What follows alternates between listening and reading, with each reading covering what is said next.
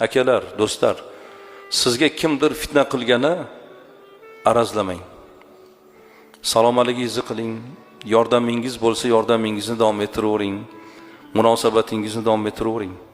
Sizga aynan aniq ma'lumotlar asosida sizni ketingizdan fitna qilgan odamni kimligini bilsangiz ham yaxshiligingizni, salomingizni, munosabatingizni davom ettiravering.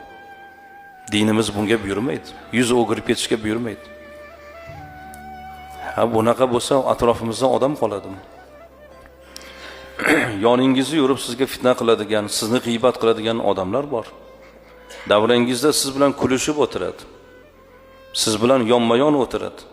Lekin sizdan nari borib sizni boshqalarga yomonlaydigan, fitna qiladigan bunaqa odamlar bor. Dunyo shular bilan qiziq azizlar. Hamma narsa joyida bo'lsa, biz qanday qilib